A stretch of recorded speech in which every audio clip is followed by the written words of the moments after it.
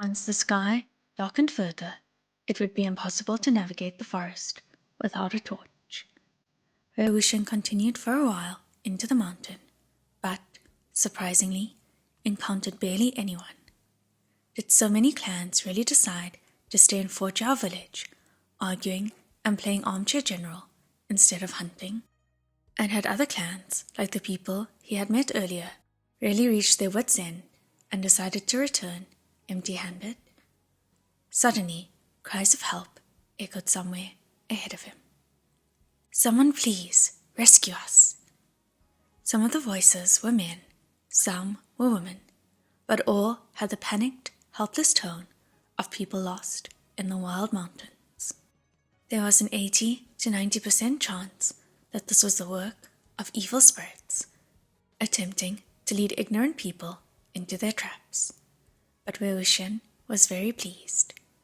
The more evil, the better. He was only afraid that they wouldn't be evil enough. He slapped the donkey and rode toward the sound's origin. He saw nothing in any of the 4 directions, but when he looked upward, he discovered that there were in fact no monsters, demons, or ghosts, only the family of small-time cultivators he had met near the rice paddies, who are now hanging from the trees in brilliant golden nets. The middle-aged man had originally brought his offspring with him to scout the area, but they didn't encounter any of the prey that they had expected. Instead, they had stepped into some rich person's net. They didn't know whose, and were captured and dangled from the tree branches, where they could only complain bitterly and wait for rescue. Sensing that someone was approaching, they were suddenly overjoyed, but when they saw that the person was the lunatic, they immediately lost hope. The spirit-binding nets were made of very thin ropes, but high-quality material. Thus they held fast and didn't break. Once they caught something, whether it was a god or a ghost or a demon, it had to struggle for a long time in order to break free. Only other, better spiritual tools could cut it out. The lunatic said he'd help them get down, but who knew if he even knew what he was dealing with? Just as they were about to shout at him to find help, the sound of agile feet dashing over branches and leaves approached them. Through the black mountain forest swept a youth wearing a light, pale robe. This young master had a vermilion mark between his eyebrows. His features were delicate and pretty, yet also harsh and unkind, and he was very young, around Lan Wangji's age. He was still half a child, but held a long bow in his hand and wore a quiver of arrows on his back, as well as a long sword which shined with golden light and glittered with gemstones. The embroidery on his clothes was as exquisite as any, uniting into a white peony over his chest, the golden threads slim glimmers in the night. Wei Wuxian sighed and muttered, "Rich people." The boy was surely some young master from the Lan Ling Jin clan. That clan alone used the white peony as its emblem, suggesting that their own beauty was comparable to the flowers.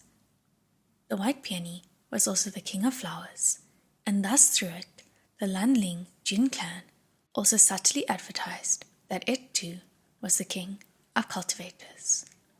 The vermilion mark on their foreheads represented enlightenment and ideals illuminating the world. The young master had originally nocked an arrow on his bow, itching to shoot, but upon seeing that the spirit-binding nets contained only people, he was sorely disappointed. He whipped around suddenly, irritation written across his face. "Every single time it's you idiots," he said. "There are over 400 spirit-binding nets hanging around this mountain, and none of them have caught anything. But already, you people have ruined nearly 20 of them." Wei Wuxian's thoughts continued to be rich people. A single spirit-binding net already cost more than a humble sum. But this boy had used 400 in a single go. The price was enough to ruin a slightly smaller clan. The boy was sure worthy of the name Jin. But this kind of abuse of spirit-binding nets to capture prey hardly counted as night hunting, which meant that their true purpose was to keep people away and give them no opportunity to take a share of the spoils. It seemed that the cultivators who had withdrawn earlier had done so not because the prey was too tough, but because offending an old, illustrious clan like the Jin clan was more trouble than it was worth. After journeying freely for a few days and eavesdropping on interesting conversations in Forjiao village, Wei Wuxian had heard more than a little of how the tides of fortune had turned in the world of cultivation these past few years. The Lan Ling Jin clan had emerged as the primary winner of the period of chaotic clan warfare preceding his death, and was now the leader of all the clans and sects of cultivation. Even their clan chief was now called Chief Cultivator. Prior to this, the Jin clan had already possessed haughty airs and an inclination toward ostentatious displays of beauty and magnificence. Because they had risen higher and higher these past few years, amassing even more wealth and power, their children had developed a tendency to run amok. Even if the brats humiliated weaker clans, those clans could only swallow their anger and hold their tongues. These small village cultivators stood even less of a chance. So though this youth's language was cutting and the cultivators' faces were flushed red, they dared not bite back. The middle-aged man calmly and respectfully said, "Please, young master, help us out and free us." The youth, impatient that his prey was taking so long to appear, vented his anger on the country bumpkins. Clenching his fist, he said, "How about you just hang here? This way, you won't randomly run around and get in my way. Once I'm done catching the soul-eating creature, I'll cut you down if I still remember." If they were forced to hang here the whole night, and whatever was prowling around Dafan Mountain happened to find them, they had no hope of getting away. Their souls would be sucked dry. The round-faced girl who had given Wei Wuxian the apple became scared and started crying loudly. Wei Wuxian had originally sat cross-legged on the donkey's back, but when the donkey heard her sobs, its long ears shook and it suddenly leapt up.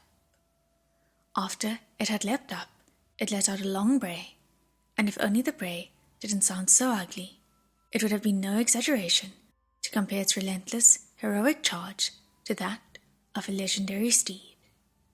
Caught off guard, Wei Wuxian was thrown off the donkey's back and only narrowly avoided cracking his head and bleeding all over his own face. The donkey gazed forward, lowered its big head, and rushed straight at the youth, as though it firmly believed its skull could send him flying. But the youth's arrow was still nocked, and he had just begun to pull back the bowstring. Wei Wuxian didn't want to be forced to find a new mount so soon, so he repeatedly yanked on the donkey's reins with all of his strength. As the youth caught a glimpse of Wei Wuxian's face, shock flew across his expression, which then immediately melted into disdain. "Oh, it's you," he said. His voice was 1/5 astonishment and 4/5 revulsion. Hearing it, Wei Wuxian could only blink. The youth then said, "What, so once you were kicked out and back to your old home, you went insane? Look at how ghastly you've made yourself look. I can't believe they had the guts to let you out and let other people see you." What ridiculous things had he just heard? Was he really? Wei Wuxian slapped his thigh. Was Mo Shanyu's dad not some random, small-time clan leader, but actually the renowned Jin Guangshan? Jin Guangshan had been the Lan Ling Jin clan's previous clan chief, but had long since died. It was a lengthy story.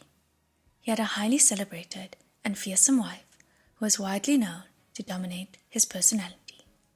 But despite his fear of her, he couldn't stay away from other women, and no matter how fearsome Lady Jin was, she couldn't keep an eye on him 24 hours a day. Thus, on the surface, They were a fine and illustrious loving family, but behind the curtain, Jin Guangshan wandered the wilderness and the countryside, satiating his carnal lust. As long as he could have a girl, he wouldn't let her slip by. Moreover, because he so carelessly trampled around the grass, picking flowers and sowing his wild oats, he had acquired a herd of illegitimate children everywhere and in all directions. He was also extremely fickle, loved novelty, and hated habit. Once he became bored of a woman, he tossed all thought of her out the window and did not feel a tingle of responsibility anywhere inside his head. Even his death was unseemly, confident that though he was old, he was vigorous, and wanting to challenge himself, he decided to fool around with the whole flock of women simultaneously. But unfortunately, he lost his own challenge and died amidst the throes of passion. Of course, the story was far too embarrassing for the Jin clan to let it pass through their lips, and thus the Lan Wangji clan reported to the rest of the world that their old chief had worked himself too hard and died of exhaustion. Hence, a tacit understanding developed. All clans would act as though they didn't know. In short, this was the true reason for Jin Guangshan's renown. After Jiang Cheng, Jin Guangshan had made the second biggest contribution to the siege of the burial mounds. Now Wei Wuxian occupied his illegitimate son's body, and it was hard to say who had ultimately come out ahead. Noticing that Wei Wuxian had zoned out, the youth spoke in a voice filled with hatred. "Fuck off. Why haven't you fucked off yet? Just looking at you makes me sick. Gay piece of shit." In terms of lineage, Mo Shanyu was probably this youth's uncle or something similar, a generation above him, yet the boy still tried to humiliate him. Wei Wuxian thought he really had to return the humiliation, if not for himself, then at least for Mo Shanyu's body. He said, "Your mum may have had you, but she sure didn't raise you." Immediately, upon hearing these words, two rage-filled flames flashed within the youth's eyes. He pulled his long sword from the sheath on his back and said menacingly, What did you say?" The blade shined with brilliant golden light. It was a rare, first-class weapon. Many clans could toil for an entire lifetime without touching a sword its equal. Scrutinizing it, Wei Wuxian found it looked unexpectedly familiar, though on the other hand, he had seen more than his fair share of golden-tipped swords. Consequently, he didn't consider it further, and instead began turning the small cloth pouch in his hand. This was a spirit-locking pouch, which he had put together out of a few scraps of material he happened to pick up the past few days. The youth hacked at him, but he pulled out a small sheet of paper cut in the shape of a man, sidestepped the swing, and slapped it onto his opponent's back. The youth's movements were very quick, but Wei Wuxian had a great deal of practice with things like tripping opponents and slapping paper seals on their backs, so he was even faster. The center of the youth's back went numb, then his entire back grew heavy, and then he had no option but to fall face first onto the ground, his sword clattering down beside him. However hard he tried, he couldn't get back up. It felt as though he were being crushed by Mount Tai. A gluttonous dark spirit lay atop him, pressing down on him until he was gasping for breath. The little ghost, though weak, was more than enough to handle this kind of brand. Wei Wuxian picked up the boy's sword, weighed it in his hands, and sliced through the spirit-binding nets above his head. The members of the family looked quite pathetic as they dropped down. Without a word, they bolted. The round-faced young woman looked as though she wanted to thank him, but was yanked away by one of his seniors, for fear that this young Master Jin might come to bear a more bitter grudge against them if they spoke too much. The boy on the ground said angrily, "You gay piece of shit. You failed at developing your spiritual power, so now you've taken the evil way instead? You better watch out. Do you know who's here today? Today I..." Wei Wuxian clasped his hands over his completely insincere heart and said, "Ah, I'm so scared." Though his old practices attracted widespread castigation and, over the long term, damaged the practitioner's body and mind, they had rapid results and weren't limited by innate skill or spiritual strength. Thus, many were extremely tempted. There was never a lack of people who secretly craved shortcuts. This youth assumed that after Mo Shan Yu had been chased out of the Lan Ling Jin clan, he had decided to walk the crooked path. It was a reasonable, fair suspicion and allowed Wei Wuxian to avoid a lot of needless trouble. Bracing himself against the ground, the boy tried and failed to crawl back up a few more times. His face now thoroughly red, he grit his teeth and said, "If you don't remove this curse, I'll tell my uncle. He'll kill you."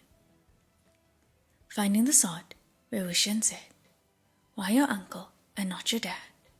Who's your uncle?" Suddenly, he heard a voice behind him, grim, cold, and bitter like a wintry forest. "I'm his uncle. Do you have any last words?" Upon hearing the sound, all the blood in Wei Wuxian's body seemed to rush toward his head at once, then completely evacuated shortly thereafter. It was fortunate that his face was already as white as death. If it got any whiter, no one would notice.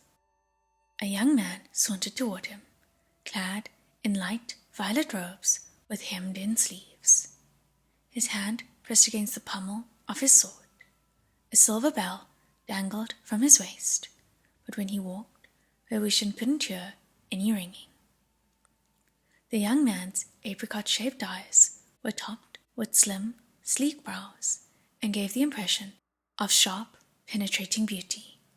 His gaze was heavy, a faint aggression burned beneath the surface, and to meet his eyes was to be struck by 2 cold bolts of lightning. He walked until he was 10 paces from Wei Wuxian, then stood in silence, his expression like an arrow on a tight bowstring. A conceited arrogance emanated from his countenance as he waited. Frowning, he said, "Jin Ling, how much time are you going to waste? Do you need me to go over there and invite you back? Look at your sorry state. Why the hell haven't you gotten back up?" Once the initial shock had passed, Wei Wuxian's conscious awareness rapidly returned. He curled his fingers inside his sleeves and recalled the paper man. Jin Ling, sensing the burden on his back lightening, immediately rolled, grabbed his sword, and scrambled up. In a flash, he was by Jiang Cheng's side, pointing angrily at Wei Wuxian. "I'm going to break your legs," he shouted.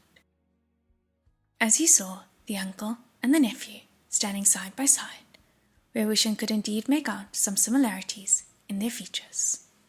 In fact, they looked like brothers. Jiang Cheng gestured, and the paper man escaped from Wei Wuxian's grasp, flying into the clan chief's hand. He glanced at it. Spite burst in his eyes, and he clenched the paper between his fingers. A spurt of flame engulfed it, and the spirit inside screamed as it was burned to ashes. Jiang Cheng said darkly, "Break his legs? Haven't I told you that if you come across someone who practices these sinister things, you should just kill him and feed him to your dog?" Wei Wuxian didn't even remember to hold onto the donkey's reins as he rapidly backed away. Originally, he had thought that, however much Jiang Cheng had despised him so many years ago, by now the clan chief's hatred, like fog or smoke, should have been scattered by the winds of time. How could he have known that forgiveness or even forgetfulness would hardly come at such a low price? Not only did Jiang Cheng's hatred fail to dissipate, it had aged like wine, growing stronger and stronger as the years passed. He had started to take it out on any cultivator who imitated his despised former friend. With someone behind him to protect and support him, Jin Ling swung his sword all the more viciously.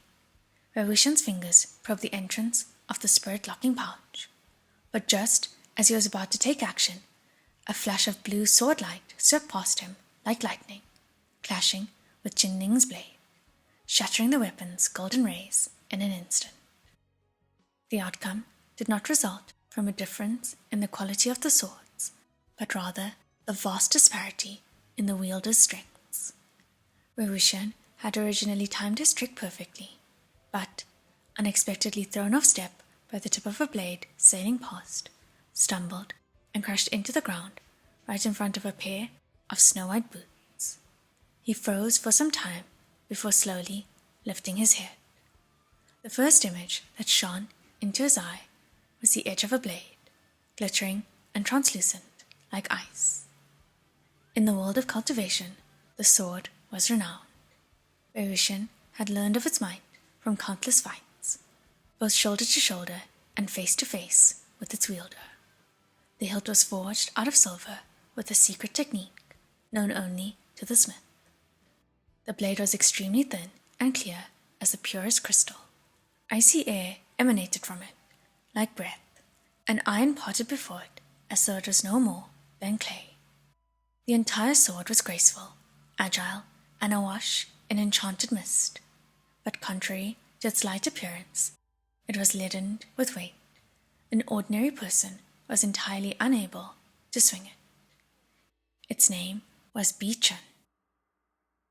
The tip of the blade swung around, and a shing sounded above Wei Wuxian's head as it returned to its scabbard. Meanwhile, Jiang Cheng's voice rang from far away. I was wondering who it was. Second Master Lan. The pair of white boots circled past Wei Wuxian, neither hasty nor slow, then walked forward 3 steps. Wei Wuxian raised himself up. As he brushed past young Master Lan, their gazes met briefly. Wei Wuxian pretended it was unintentional. The young man's whole body was draped in white silk that shone like the moonlight. On his back bore 7-stringed guqin, which was uncommonly narrow and made of a soft, raven feather black wood. A white, cloud-patterned ribbon was tied around his forehead, and his skin was fair and unblemished. Like polished jade, he was both extremely beautiful and extremely refined. His eyes were very light, as if made of colored glaze, making his gaze appear cold and detached. His expression was tinged with frost and snow, and was solemn but not quite stiff. Though he saw Wei Wuxian's ridiculous appearance, not a single reaction rippled across his placid face.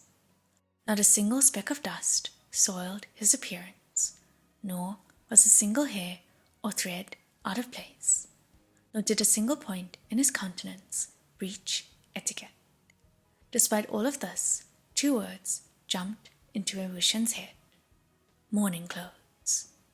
They really did look like morning clothes, no matter how many people extravagantly praised the beauty of the Lan clan's uniforms, as though they were flowers floating on the breeze, and no matter Lan Wangji's reputation as a man of peerless, once-in-a-century beauty, his appearance still resembled that of a widower nursing a deep, bitter hate. The year was inauspicious, and enemies traveling along a narrow road were bound to meet. Blessings always came alone, but misfortune never unaccompanied. Without uttering a word or glancing away, Lan Wangji stood face to face with Jiang Cheng, motionless.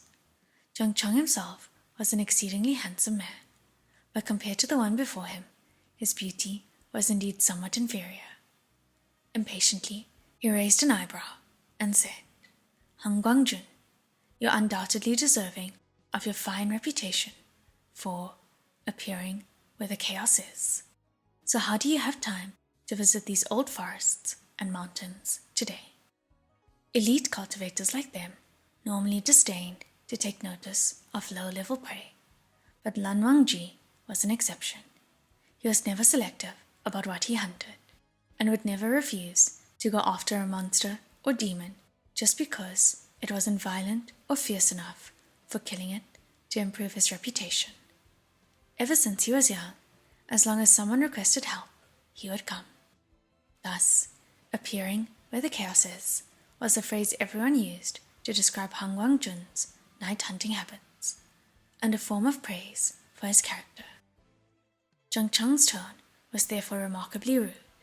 The flock of juniors who followed behind Lan Wangji, upon hearing the clan chief's words, grew quite uncomfortable. Lan Jingyi, habitually blunt, said, "But isn't Chief Jiang here too?" Jiang Cheng replied coldly, "Tisk, when your seniors are talking, is it your place to interject? The Gusu Lan clan boasts of having the utmost concern for etiquette, yet it teaches its disciples like this." Appearing uninterested in arguing with him, Lan Wangji glanced at Lan Sidrui, indicating that the juniors should settle this amongst themselves. Stepping forward, the boy said to Jin Ling, "Young Master Jin, night hunts have always been fair competitions between sects and clans, but you've hung up these nets everywhere around Dafan Mountain. It makes it difficult for other cultivators to navigate the forest for fear they'll fall into a trap. Doesn't this violate the rules?" Jin Ling's frosty expression was the exact same as his uncle's. He said, "They're the ones who stepped into the net. It's not my fault that they were stupid. If you have a problem, wait until I finish catching my prey first. Then we can talk." Lan Wangji wrinkled his brow. Jin Ling was about to continue speaking, but suddenly found he could no longer open his mouth, nor could his throat produce any sound. Startled, he turned pale. Jiang Cheng looked at his nephew and saw that his lips were stuck together, inseparable by ordinary methods. His face began to grow red out of anger, and his words lost any veneer of politeness they had previously had. "You, with the surname Lan, what do you mean by this? Jin Ling isn't yours to discipline. Undo it." The silencing spell was used by the Lan clan to punish disciples for making mistakes. Wei Wuxian himself had fallen victim to the trick on several occasions. Though it wasn't a complicated, high-level spell, no one but the members of the Lan clan could undo it. If someone forced their mouth open, either their lips would be shredded and start to bleed, or their throat would be mute for several days. Thus, the victim was forced to stay quiet, keep their mouth shut, and reflect on their shortcomings until the entire period of punishment passed. Lan Sidrui said, "Chief Jiang, there's no need to be angry. As long as he doesn't try to break the spell by force, it will undo itself in an instant's time." Jiang Cheng was about to open his mouth when a man in a violet Jiang uniform bounded out of the forest, shouting, "Chief!" When he saw Lan Wangji, his face turned hesitant. Mockingly, Jiang Cheng said, "What's the bad news you're bringing to me this time? You may as well spit it out." The messenger said quietly, "Not long ago, a blue sword flew around and ruined the spirit binding nets you set up, sir." Jiang Cheng glowered at Lan Wangji, the fury in his heart rapidly leaking into his expression. "How many?" he asked. The messenger very carefully said, "All of them." "Over 400, Jiang Cheng seethed. He very much hadn't expected this outing to be so wretched. Originally, he had come to help Jin Ling, who had turned 15 this year, and thus should be embarking on his career, competing with the other juniors for experience and reputation. Jiang Cheng had carefully sifted through the options before choosing Dafan Mountain as their hunting grounds, and then covered the area with nets to scare off cultivators from other clans. Because the nets would make navigation very difficult, they would have no option but to leave, thus eliminating the competition and leaving the prey to Jin Ling. The 400 spirit-binding nets cost an exorbitant price. It wasn't much to the Yunmeng Jiang clan. The actual destruction of the nets was a small issue. The big issue was the loss of face. The fact that Lan Wangji had done such a thing made bitter resentment bleed from his heart and circulate up toward his head. The higher it got, the more resentful he became. He narrowed his eyes and unconsciously, or not, began stroking the ring around his right index finger with his left hand. This was a dangerous gesture. Everyone knew that the ring was a fierce, deadly weapon. Once the chief of the Jiang clan began to touch it, he intended to kill.